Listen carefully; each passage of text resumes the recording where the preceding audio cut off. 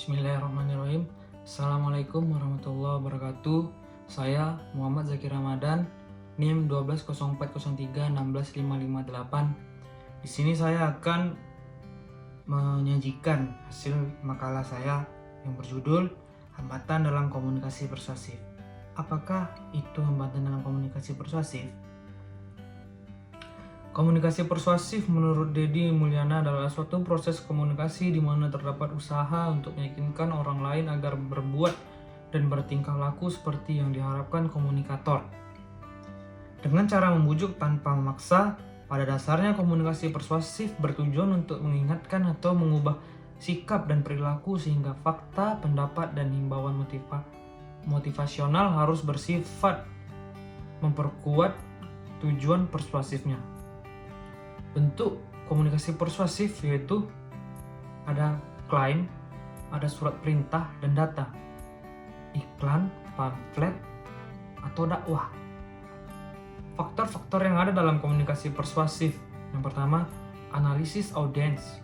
Apa itu? Komunikator harus mengetahui dan mempelajari karakteristik dari audiens, seperti perilaku, fokus, dan gaya hidupnya. Yang kedua, kredibilitas sumber atau yang disebut pesan yang dikirimkan oleh komunikator akan dipercaya oleh audiens apabila sumbernya komunikator memiliki kredibilitas. Yang ketiga, menarik bagi kepentingan di audiens. Komunikasi persuasif akan berhasil apabila pesan yang disampaikan sesuai dengan kebutuhan dan kepentingan pribadi audiens. Kejelasan pesan, waktu dan konteks, partisipasi audiens, sugesti untuk bertindak, konten dan struktur pesan, berbicara persuasif, dan yang terakhir, meminta lebih. Dalam artian, memberikan alternatif lain untuk sesuatu yang ditawarkan kepada komunikasi atau audiens. Faktor yang mempengaruhi komunikasi persuasif agar efektif.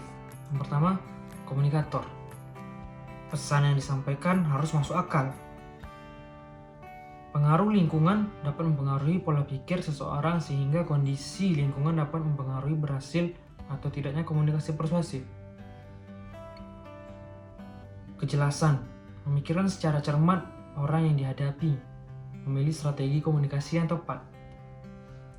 Hambatan-hambatan dalam komunikasi persuasif. Selain adanya faktor-faktor yang mempengaruhi komunikasi persuasif, sebagaimana tersebut di atas, terdapat juga faktor-faktor yang menjadi penghambat, yaitu hambatan sosiologis. Apakah hambatan sosiologis itu? Hambatan sosiologis berupa perbedaan status. Suatu komunikasi seringkali tidak tercapai diakibatkan karena perbedaan status yang sangat mencolok. Hambatan semantik.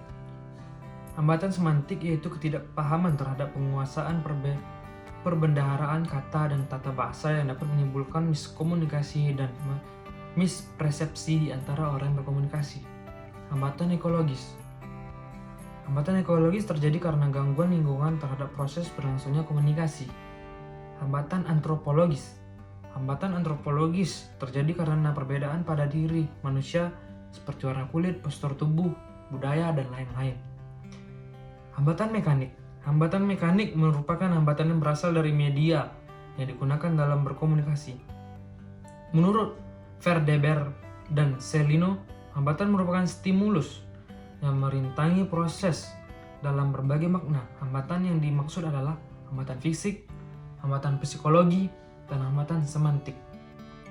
Pada umumnya, hambatan-hambatan dalam komunikasi persuasif dapat diselesaikan oleh dua faktor, yaitu faktor mekanistis, komunikasi manusia, dan faktor psikologis.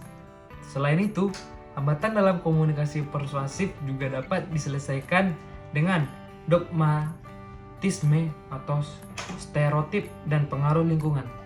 Menurut Cangara, faktor-faktor yang mempengaruhi keefektifan komunikasi persuasif adalah kejelasan tujuan, memikirkan secara cermat orang yang dihadapi, memilih strategis komunikasi yang tepat. Strategis komunikasi persuasif merupakan perpaduan antara perencanaan komunikasi persuasif dengan manajemen komunikasi. Hal yang perlu diperhatikan dalam menentukan strategi tersebut adalah siapa sasaran persuasi, tempat, dan waktu pelaksanaan komunikasi persuasi. pesan apa yang harus disampaikan, hingga mengapa pesan itu yang harus kita sampaikan. Sekian dari saya, itulah hasil makalah yang dapat saya sampaikan. Bila ada kurang mohon dimaafkan. Wabillahi taufik wal hidayah. Assalamualaikum warahmatullahi wabarakatuh.